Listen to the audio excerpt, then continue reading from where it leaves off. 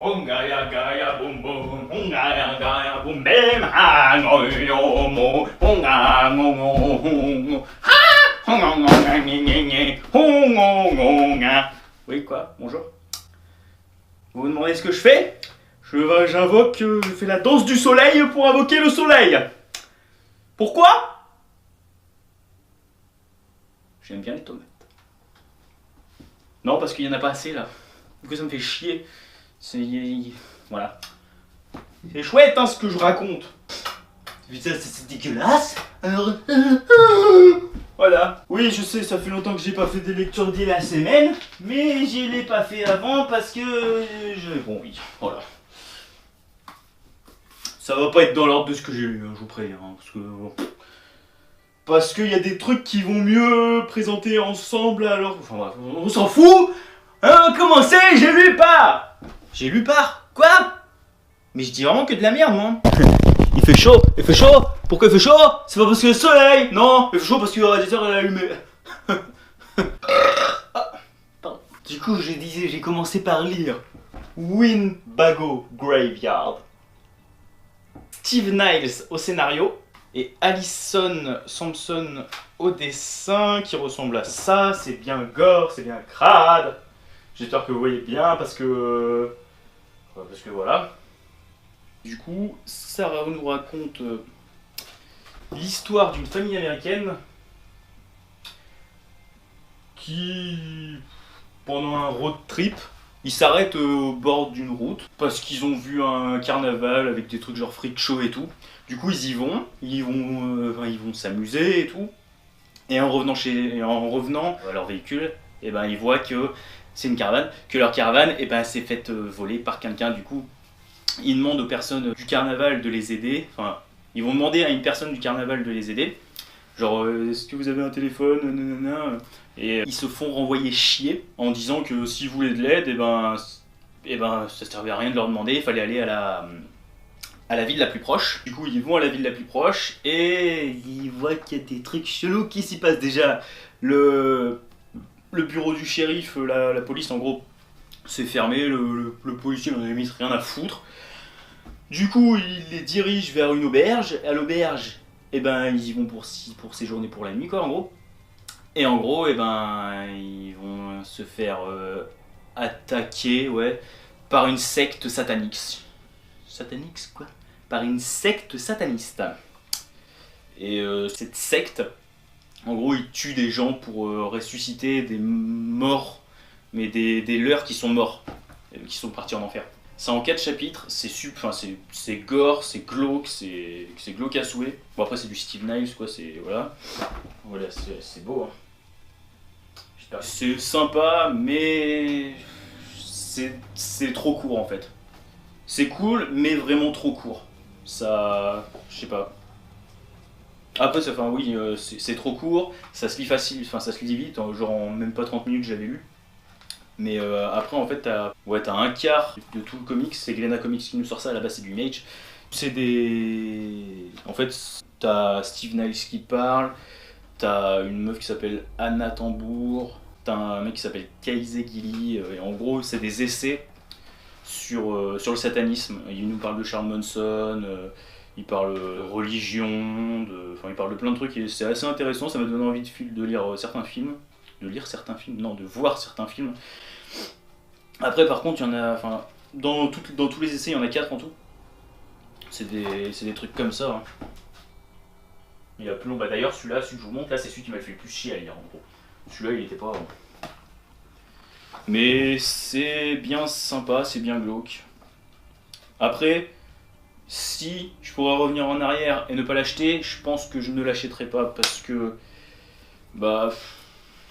pour ce que c'est, le lire une fois, oui, le lire plusieurs fois, non, et du coup voilà. C'était cool, mais je m'attendais à mieux, sans plus, quoi, du coup. Je vais les mettre avec les autres Glénat. Ah ouais, mais en plus d'ailleurs, parce que c'est du Glénat Comics, regardez, c'est écrit là. Glénat Comics. Putain, alors ma danse du soleil, elle a fonctionné dans le sens inverse, nique ta mère! Quoi, je m'énerve? Oui. Alors? Aïe! Con lui! Oui, du coup je disais c'est du Glénat Comics, c'est écrit là. Et regardez la tranche. Et regardez la tranche de tous les autres Glénat Comics. Ça va faire tâche un peu, je crois. Bon, bref, on s'en branle. J'ai aussi lu, oui, je te dis, je le mettais pas dans l'ordre. Joe, non, là c'est mieux. Joe, l'aventure intérieure. C'est. Oui, d'ailleurs, super, ça je suis content, ça veut pas s'enlever sans faire de traces, c'est génial. Je n'aime pas ça, c'est Grant Morrison. Oui, je sais, je dois. Ça va pas là-dedans. C'est Grant Morrison au scénario et Sean Murphy au dessin. Dessins qui sont magnifiques, comme d'hab, c'est du Sean Murphy quoi. Mais il faut que je vous montre, parce qu'il y a des planches, mais putain, mais elles sont tellement magnifiques. Genre celle-là. Mais alors celle-là. Mais c'est Urban Comics qui nous sort ça, c'est du Vertigo à la base.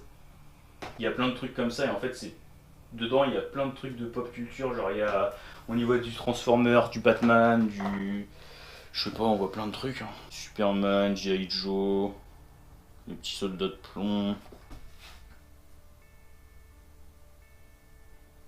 Et en gros, c'est l'histoire de Joe, le petit garçon qu'on voit là, qui fait du diabète et qui vit sous la menace d'avoir des crises d'hypoglycémie. Et là, pendant ce comic, c'est un one-shot. Windbag au Graveyard aussi, c'est un one-shot. Hein. Ça, vous l'avez compris, je pense. Mais là, pendant une de ces crises, eh ben, il va vivre un périple, mais complètement loufoque, what the fuck, où en gros, t'as limite ses jouets qui vont prendre vie, t'as son rat, je sais même pas si c'est un rat de compagnie, parce qu'on ne sait même pas dès le début si c'est un rat de compagnie ou pas, mais en fait, il est avec un rat, et le rat, il va se transformer en rat guerrier, mais qui fera limite 2 mètres, qui sera beaucoup plus grand que lui.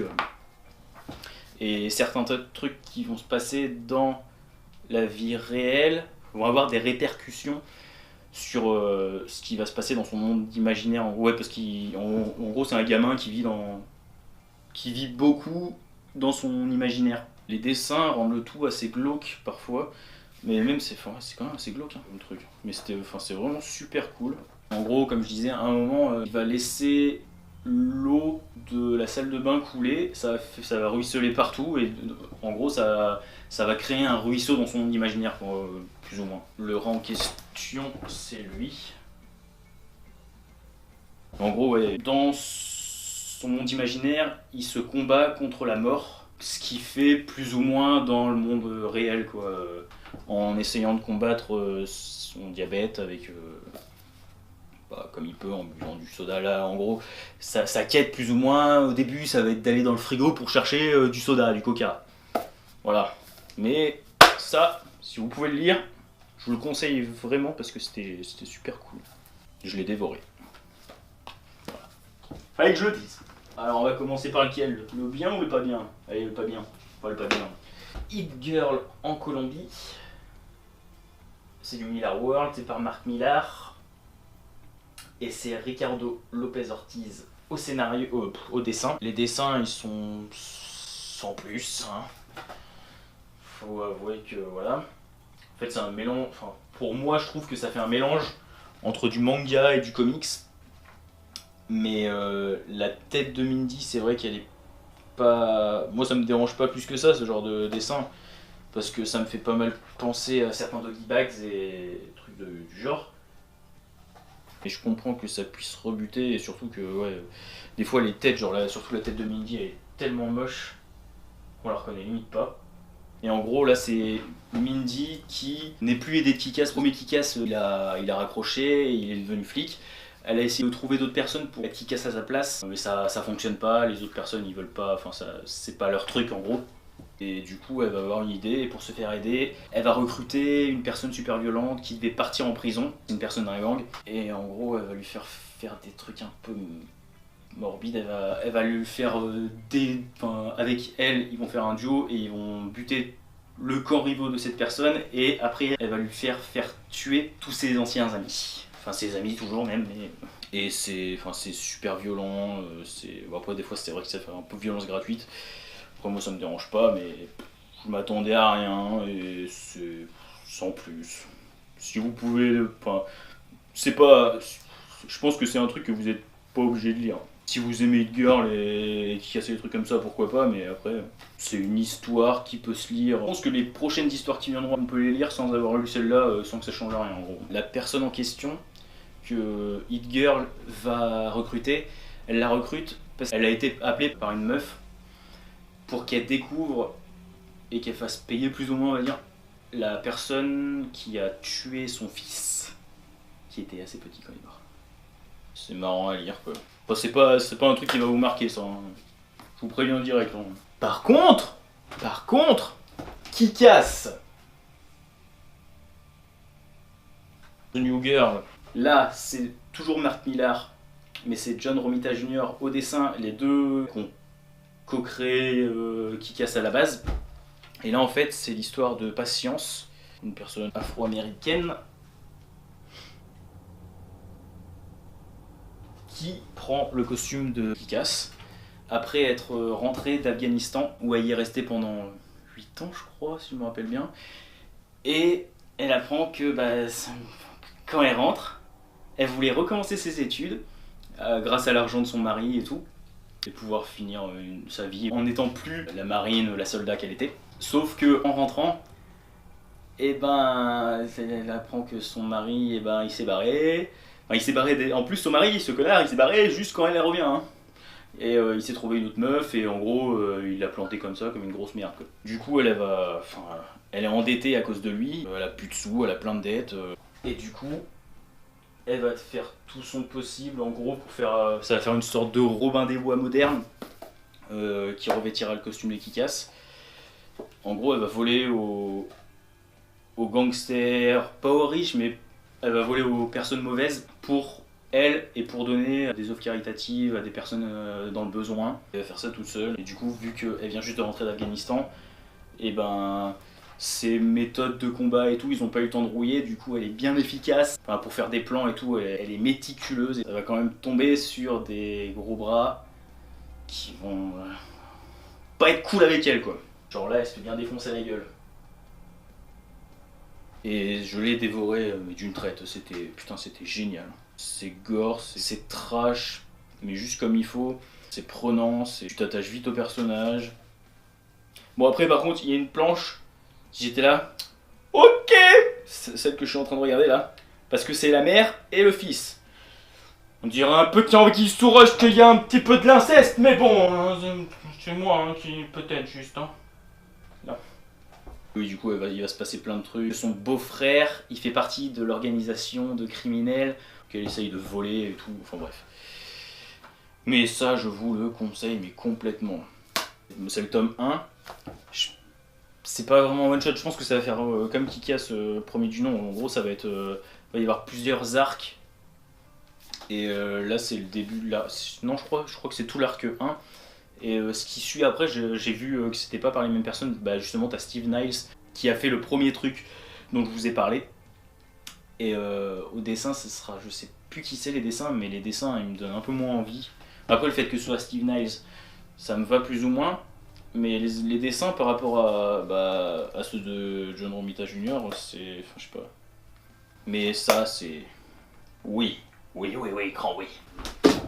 Ah merde. Et j'ai fini, enfin j'ai plutôt commencé par Bayou Bastardize numéro 2. C'est du label 619, chez Ankama et tout. C'est la suite du numéro 1. Et je sais pas trop comment dire en gros, mais c'est toujours aussi trash, aussi cool. D'ailleurs, je l'attendais depuis, je sais pas, peut-être 1 an et demi, voire 2 ans. Et j'ai pas été déçu, même si l'histoire met quand même assez longtemps. Assez longtemps. Genre, ça doit bien mettre, je sais pas, la moitié du tome à démarrer, quoi. Les dessins, ils sont de Neyef. Et le scénario est de Armand Brad. Neyef, c'est celui qui a fait Puta Madre. Qui a fait certains Doggy Bags aussi. Et si vous avez aimé le premier, foncez lire ça, parce que c'était vraiment cool.